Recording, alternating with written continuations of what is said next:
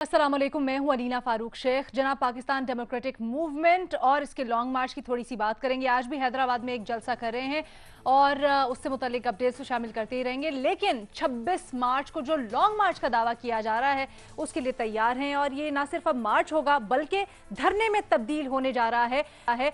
पहले तो peoples party के कुछ अरकान ये दावा कर रहे थे जिनमें कमर जमान कारा साहब शामिल थे और अब मौलाना फजलुर रहमान ने भी खुलकर ये कह दिया है। जनाब, मौलाना फजलुर रहमान पीपल्स पार्टी और दीगर पीडीएम के कायदीन ये दावा कर रहे हैं और अभी तक ये कहते हैं कि जी ये जो लॉन्ग मार्च होगा या फिर ये जो धरना होगा इसके नतीजे में हुकूमत गिर जाएगी।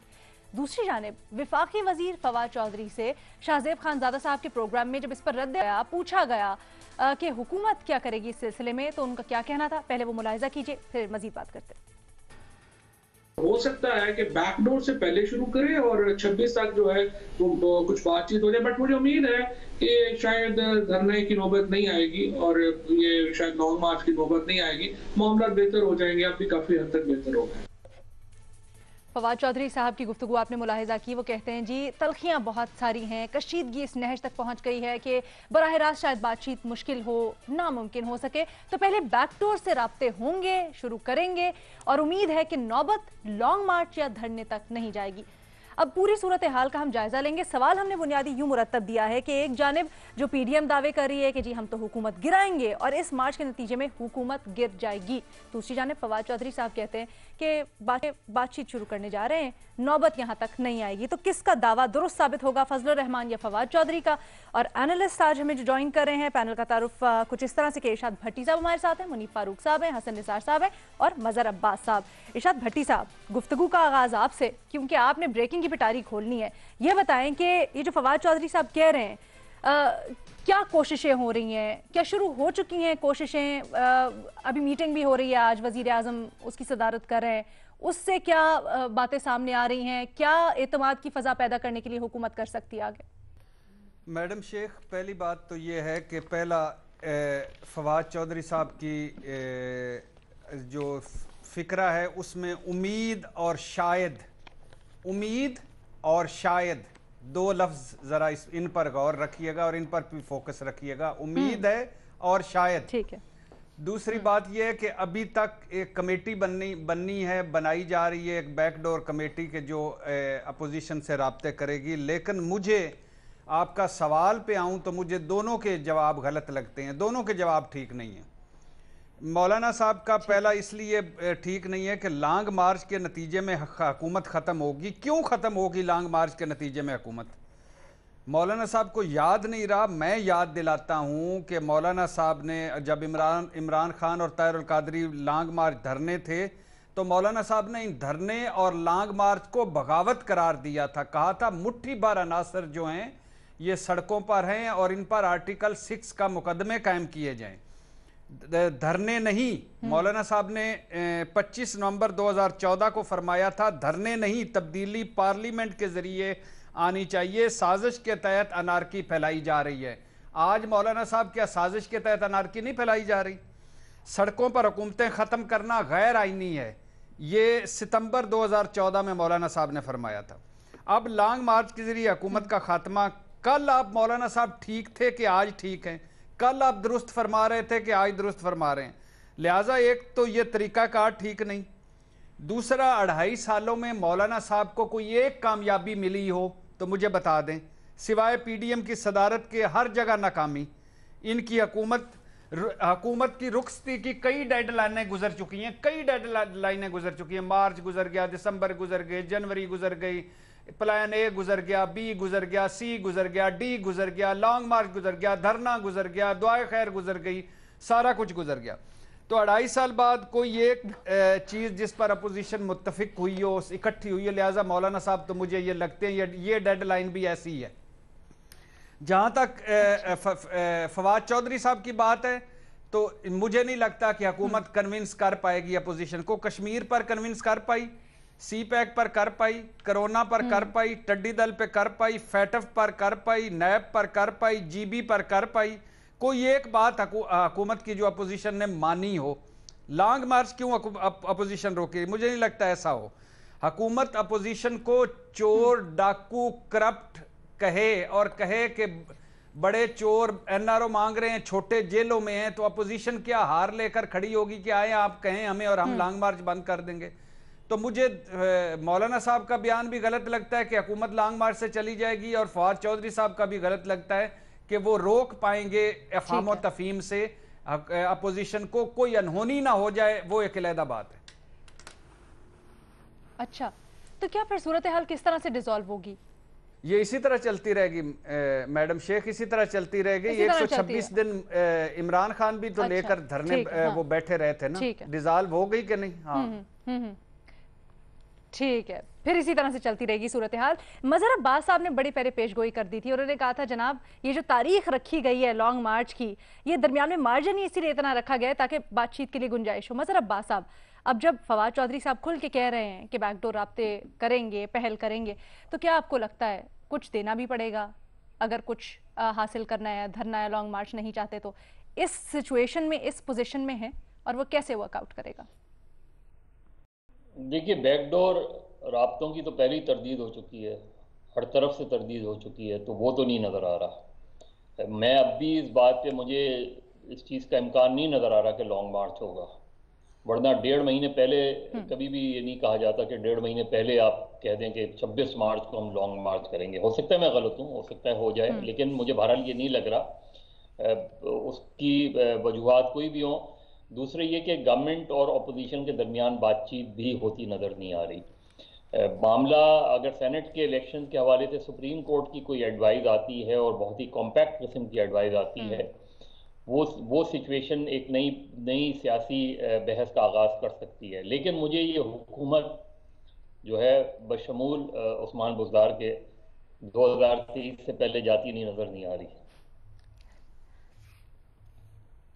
अच्छा, अब आपने उस्मान बुज़दार को साथ शामिल कर लिया है, क्योंकि पहले आप थोड़ा सा डगमगा गए थे। नहीं, वो तो सोच ले फिर से मजहर साहब, बैकडोर है, आपको पता है नहीं, वो तो कुछ भी सियासत बताएं बताएं।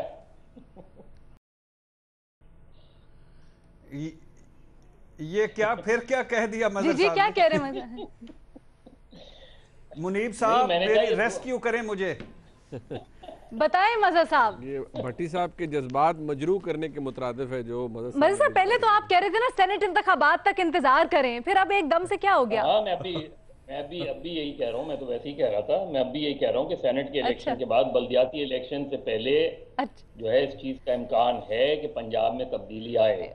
भट्टी साहब, आप रिलैक्स हो जाए, आपके जज्बात से खेल रहे हैं मजहर साहब। इमरान खान मुझे 2023 के इलेक्शन से पहले नहीं जाते लग रहे। ठीक है, हाँ ठीक है। तो क्या आपको भी इसी तरह से लगता है कि खुद ब खुद ही डिसॉल्व हो जाएगी सूरत हाल अगर बातचीत की गुंजाइश आपको नहीं लग रही तो? क्योंकि भट्टी साहब तो कह रहे हैं ना कि एक कमेटी बना रहे हैं। देखिए, अभी 3 महीने क्या हुआ, पिछले 3-4 महीने में एक डेडलाइन, दूसरी डेडलाइन, तो क्या हुआ?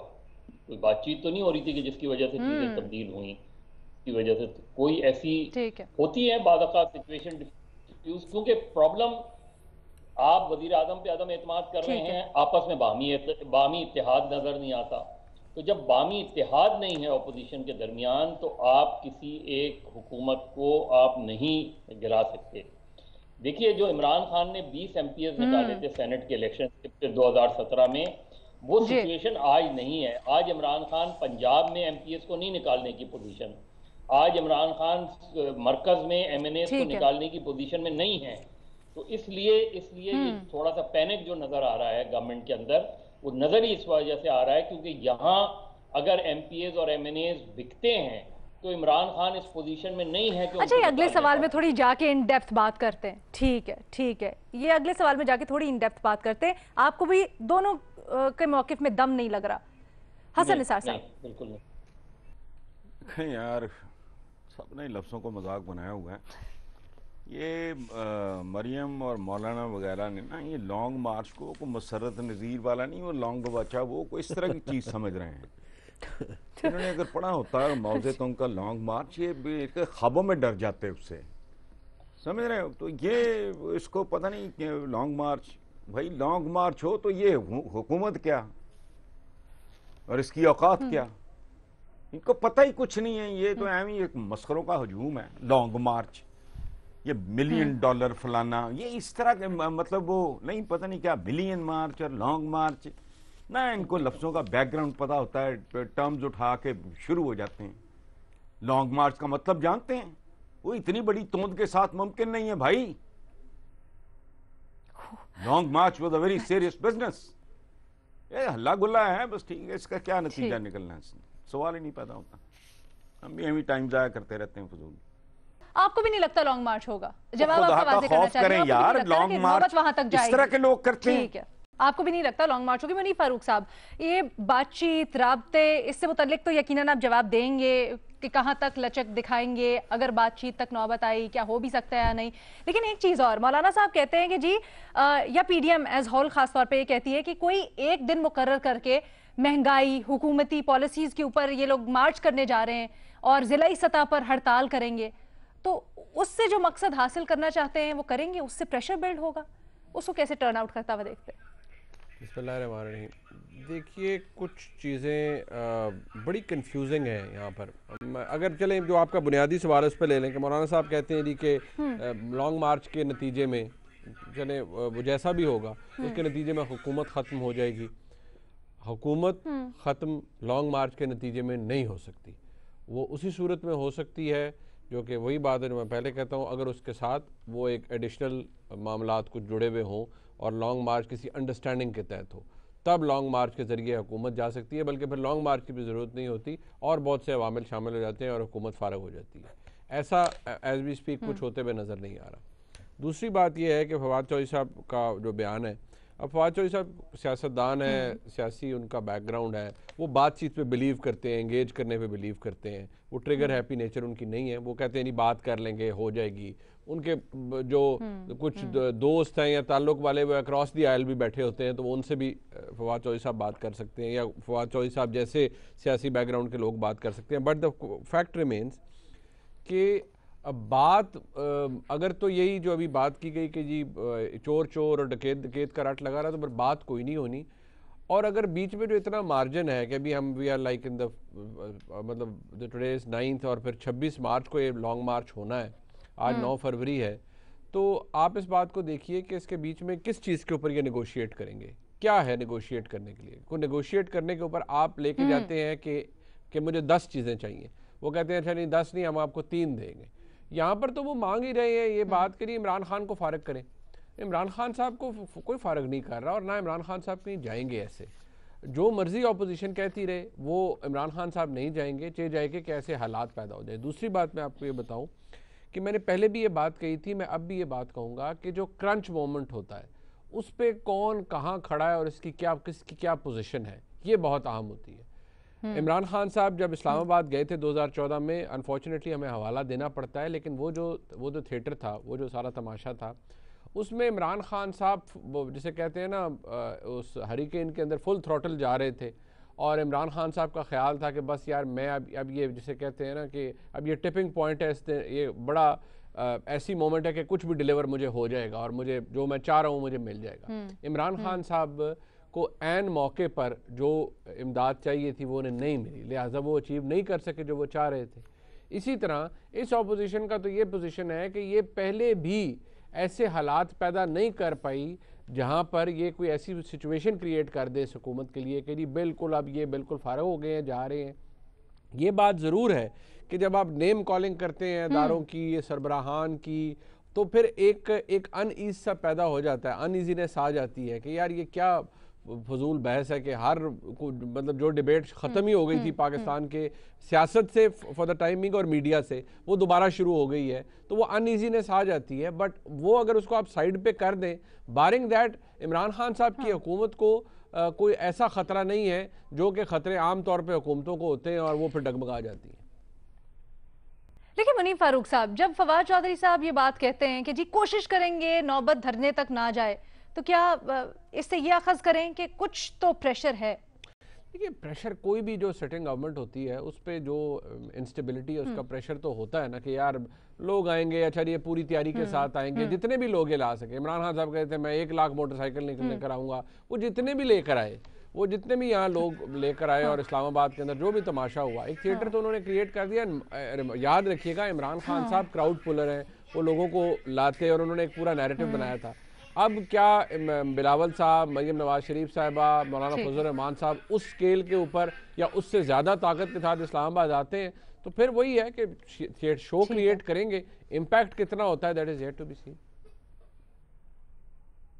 तो आप दोनों में से कोई भी ऑप्शंस नहीं ले रहे? मैं नहीं, क्योंकि फवाद चौधरी साहब के बयान को पहले ही, फवाद चौधरी साहब के बयान को मैं सिर्फ ये कहूंगा कि उम्मीद है वो ज्यादा आपने सियासी कहा है ना, जहाँ सियासी बयान उनका। हाँ ठीक है जी। मुनीर फारूक साहब कोई ऑप्शन नहीं ले रहे। इरशाद भट्टी साहब और मजहर अब्बास साहब पहले सवाल के जवाब में कह रहे हैं जी दोनों ही गलत है।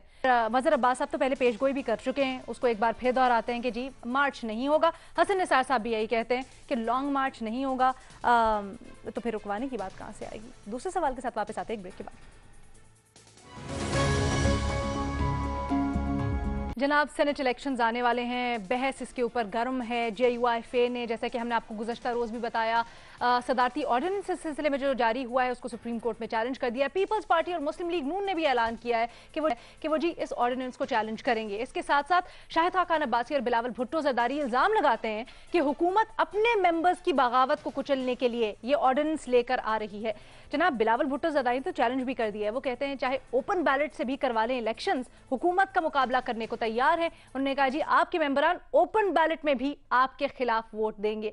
तो इसी चैलेंज पर हमने आज बात करनी है। बुनियादी सवाल ये है कि बिलावल भुट्टो ज़रदारी साहब जो चैलेंज कर रहे हैं, चेयरमैन पीपल्स पार्टी का दावा दुरुस्त है, हाँ या नहीं के ऑप्शन। साथ ही साथ हम डिस्कस करेंगे एक वीडियो जारी की गई है, बड़ी गर्दिश कर रही है वो सोशल मीडिया पर भी PTI के कुछ अरकान खैबर पख्तूनख्वा के हैं उनसे मुतल्लिक, जिसमें हॉर्स ट्रेडिंग हो रही है, पैसा वसूल कर रहे हैं। जेर बहस लाएंगे उसको। लेकिन मजहर अब्बास साहब, सबसे पहले आपसे बुनियादी सवाल कि जो बिलावल भुट्टो ज़रदारी साहब दावा कर रहे हैं, फैसल कुंडी साहब ने भी कुछ 20-25 अरकान का दावा किया था कुछ रोज़ पहले, क्या आपको इस दावे में जान दिखाई देती है? अगर ओपन बैलेट से हो गया तो खुलेआम बगावत करेंगे PTI के अरकान पार्टी की?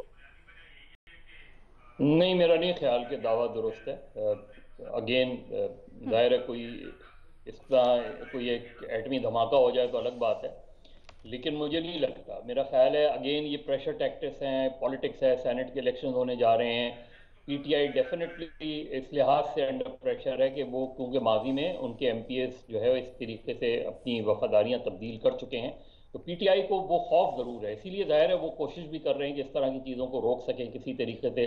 मेरे लिहाज से अगर वो चंद माह पहले, 1 साल पहले ये एक्सरसाइज करते तो ज़्यादा बेहतर नताइज आते, लेकिन इतना मुझे नहीं लगता, क्योंकि आप कर नहीं सकते इस तरह ओपन खड़े होके आप अपने जो पार्टी के खिलाफ जो है इस तरह की बगावत हो नहीं सकती।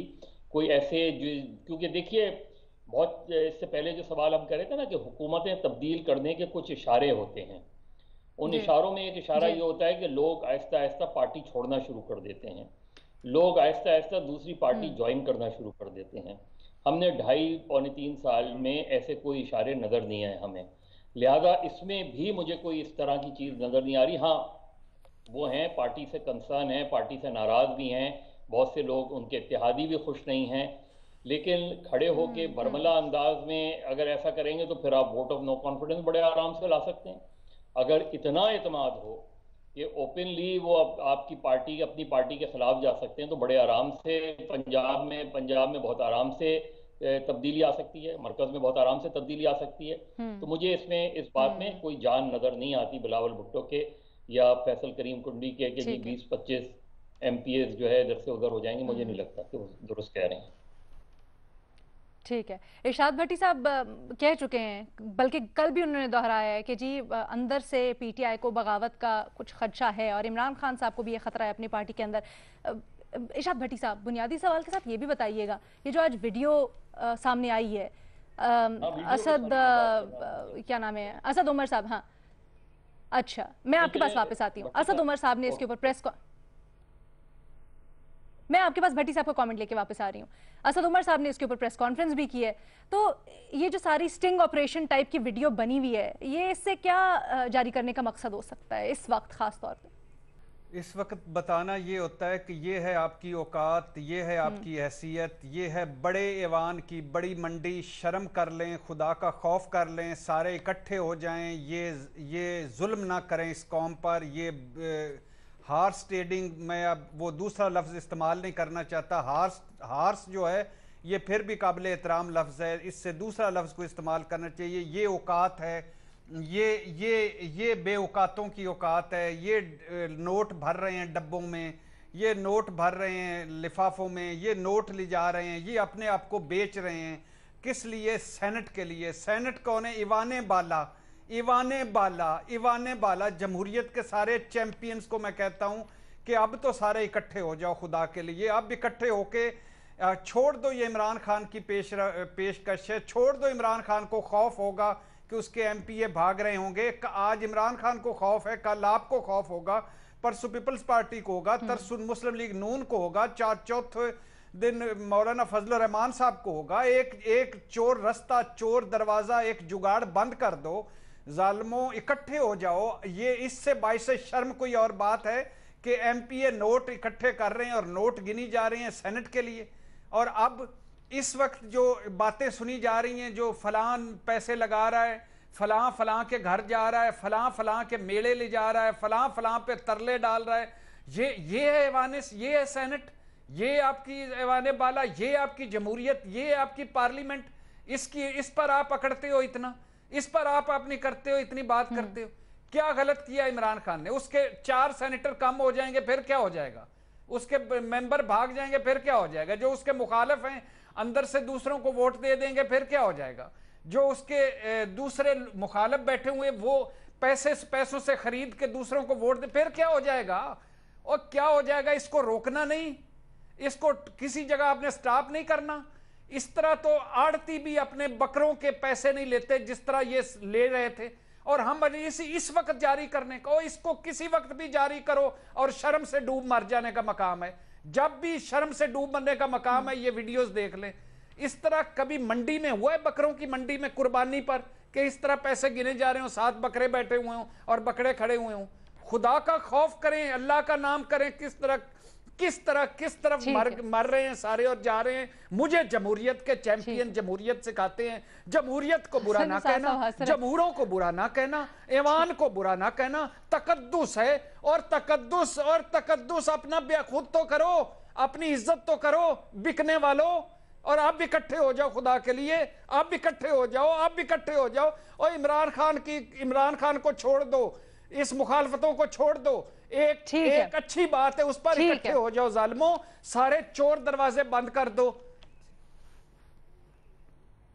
ठीक है, हमारे बाकी एनालिस्ट, बल्कि हम 2-3 दिन से जब से इसके ऊपर गुफ्तगू कर रहे हैं भट्टी साहब, हमने यही उठाया कि जी क्या ज़्यादा अहम है, जो मेरिट पर एक अच्छी अगर फैसला आ रहा है या कदम उठाया जा रहा है तो उसको सपोर्ट करना ज़रूरी है, या फिर दीगर बहस या अपोजिशन और हुकूमत की बहस में हम पड़ जाएं। लेकिन मज़हर अब्बास साहब, उससे पहले मैं आपका कॉमेंट शामिल करना चाहती हूँ। आप वीडियो पर कुछ कहना चाह रहे थे? जी, क्योंकि आपने सवाल किया था वीडियो के हवाले से भी, इसलिए मैं कहना चाह रहा था। देखिए, इमोरल एक्ट है, इमोरल एक्ट है, और इसकी जितनी भी मजम्मत की जाए कम है। मुझे नहीं पता ये एमपीएस डिस्क्वालीफाई हुई या नहीं हुई, इनको पॉलिटिक्स से डिस्क्वालीफाई किया गया नहीं किया गया, इनको गिरफ्तार करके इनके खिलाफ कानूनी कार्रवाई हुई कि नहीं हुई, ये चीजें जो हैं ये हमारी पॉलिटिक्स के लिए, हमारी डेमोक्रेसी के लिए शेमफुल हैं। लेकिन अगेन मैं कहूंगा कि किसी इंडिविजुअल एक्ट की बिना पे आप एक सिस्टम को कंडेम नहीं करते, क्योंकि कितने एमपीएस एमएनएस हैं जो इस तरह के हैं? कितने लोग हैं? 100 होंगे, 50 होंगे, 150 होंगे। आप 1000-1500 लोगों को पूरी पार्लियामेंट को तो गाली नहीं दे सकते, पूरी डेमोक्रेसी को तो बुरा नहीं कह सकते। आप उन इंडिविजुअल्स को बुरा कहेंगे ना, और उनको निकालने का जरिया क्या होता है? देखिए, अगेन मैं फिर ये कहूंगा कि ये कहां से शुरू होती है, ये बहुत इंपॉर्टेंट है। ये पैसा सिर्फ इस लेजिस्लेशन से क्या होगा? इस लेजिस्लेशन से आप पार्लियामेंट के अंदर चीज रोक सकेंगे ना। चीज शुरू होती है, पैसा कहां से निकलना शुरू होता है? जब मैं अप्लाई करता हूं और उसके साथ 1 लाख या 2 लाख का ड्राफ्ट बना के भेजता हूं, एक पार्टी को अपने उम्मीदवारों से एप्लीकेशन दरखास्तें लेने की जरूरत क्यों महसूस हो? पार्टी को पता होना चाहिए कि कौन से लोग डिजर्विंग हैं, कौन से लोग नहीं हैं। तो वहां से हॉर्स ट्रेडिंग शुरू होती है। मैं आपकी यही बात आगे बढ़ाना चाहती हूँ मज़हर अब्बास साहब, मैं आपकी यही बात आगे बढ़ाना, ठीक है, क्योंकि हम इस चीज़ के ऊपर डिबेट कर रहे हैं। मैं यही नुक्ता आना चाहती हूँ कि क्या अगर चंद मेंबरान ऐसे हैं तो उसकी वजह से, जैसे भट्टी साहब ने एक जनरलाइज सिचुएशन पेश की और पूरे सिस्टम को उन्होंने ख़राब कह दिया, क्या ये जायज़ है? हसन निसार साहब और मुनीफ फारूक साहब का कमेंट जानेंगे और जो पीपल्स पार्टी चैलेंज कर रही है हुकूमत को उसके ऊपर भी बात करेंगे एक छोटी सी ब्रेक के बाद।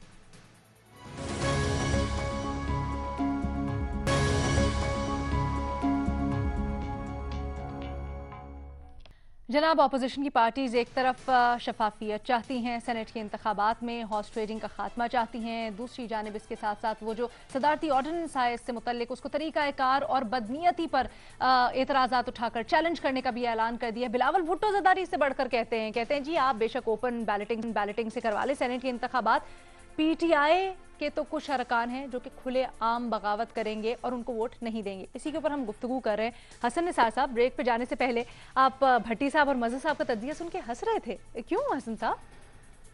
नहीं, आपका जुमला सुन के भी हंसी रहा हूँ। चंद मेंबरान अच्छा। चंद मेंबरान क्या होते हैं? ह्यूमन विजडम है, वो कहती है एक मछली पूरे जल को गंदा कर देती है। हम सब पाकिस्तानी चोर नहीं है, चोर मशहूर हैं, क्योंकि अक्सरियत ऐसी हरकतें करती है।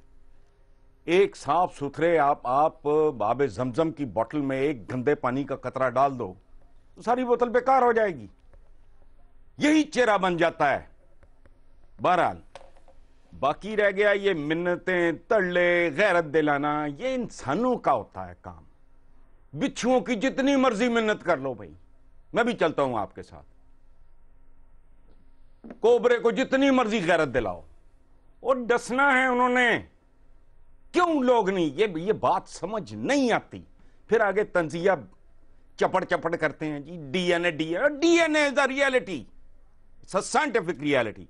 अच्छा छोड़ो इसको, ये बात मैं कम्युनिकेट नहीं कर पाता, ये पता नहीं, समझ नहीं आती। देखो, अकवाम और अफराद की एक तारीख होती है, खानदानों की भी एक तारीख होती है।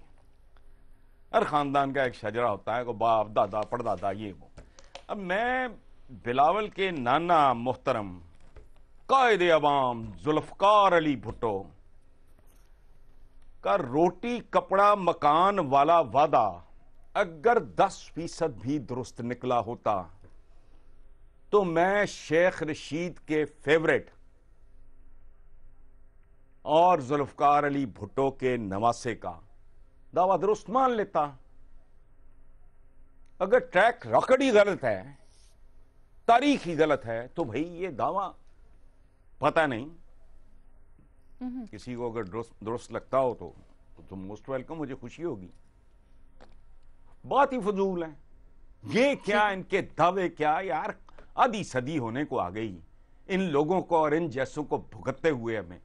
हम भी ऐसे ढीठ हैं, वैसे हमारा भी जवाब नहीं, हम भी समझते नहीं। वो मदानी लेके रिड़कने बैठ जाते हैं पुरानी बूढ़ी औरतों की तरह कि मक्खन निकलेगा इनमें से। ये सारे ऐसे हैं।